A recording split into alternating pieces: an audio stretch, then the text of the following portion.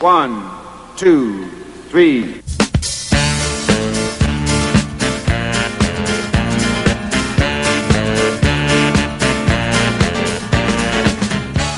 Galveston's grand 1894 Opera House first raised its curtain in the winter of 1895.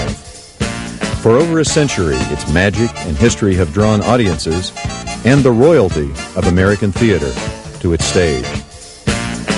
During the late 1800s and the first part of the 20th century, everyone who was anyone played the Grand. The early days and the vaudeville days were rich with theatrical greats. You had Pavlova, who danced here multiple times, and you had Sarah Bernhardt, and you had William Jennings Bryan, who orated from this stage. There was Mae West, Douglas Fairbanks, the Marx Brothers, Theda Bara, and Burns and Allen, George M. Cohen, Helen Hayes, and Rudolph Valentino. With the coming of film, live theater and the Grand fell on hard times.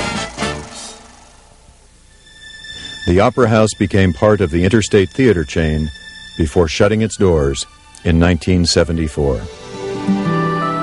The stately theater turned derelict, moldy and smelly, paint peeling and the walls crumbling. It sat unattended until Galvestonians, among them Harris Kempner, rediscovered it in the mid-70s.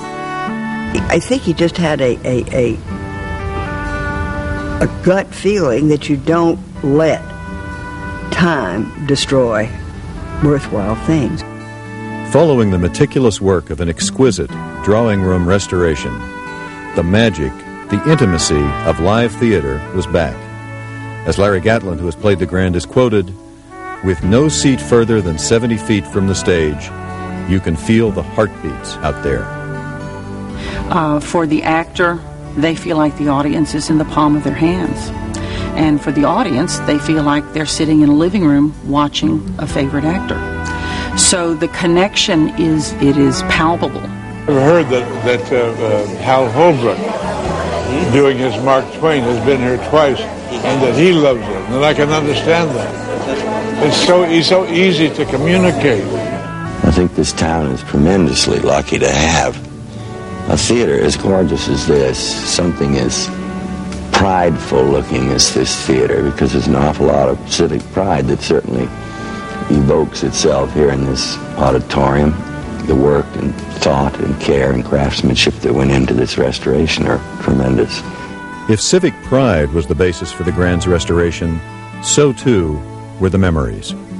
Part of the magic that's woven by a historical theater like ours has to do with the memories of the people who've come before.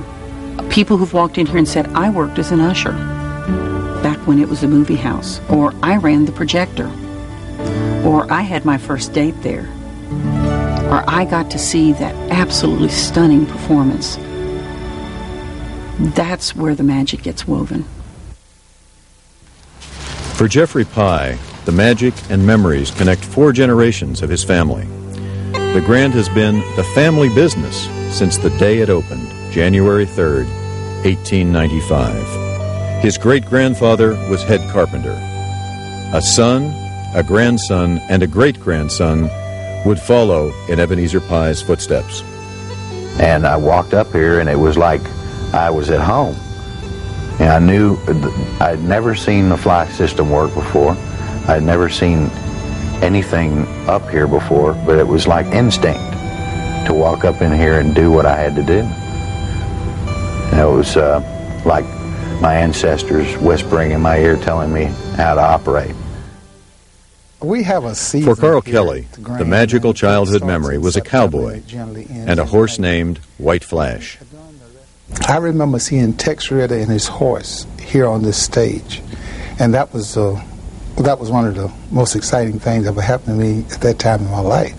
And he was a white horse, Flash, and Tex Ritter had on a white outfit, and he had seemed like rhinestones in this thing, and it was just glittering, and the kids just went wow. Today, the Grand is much more than just a performing arts theater. It is part of the fiber and soul of the community.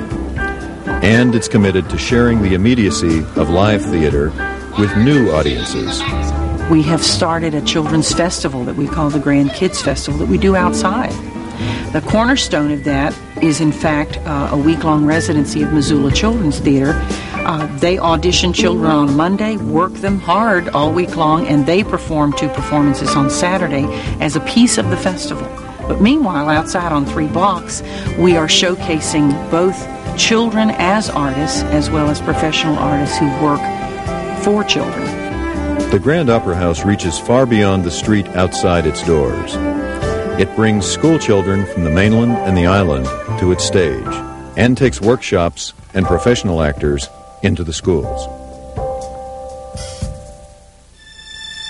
Despite its rich, polished veneer, the restoration and preservation of the Grand Opera House is a continuing effort.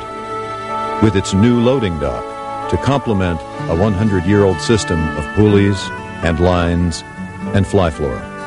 With its present efforts to build a multi-million-dollar endowment to ensure the theater's future and embrace the future's audiences and art forms.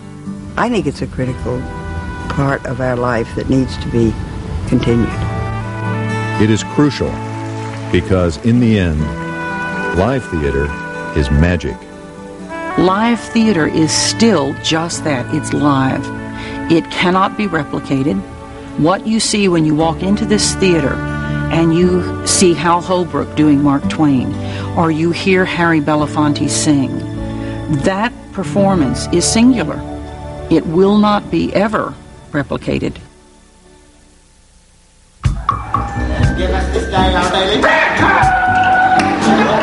I like the Grand Opera House. They're real good to us here. They know how to treat a lady, that's for sure. My hat looks real good when I'm in the balcony. I think there'll always be a place for live theater. I hope so. They don't call it the Great, they call it the Grand. You know, she's grand. It is. It's definitely grand. This theater is hungering for your support and deserves it. The official opera house of the state of Texas, the Grand 1894 Opera House, is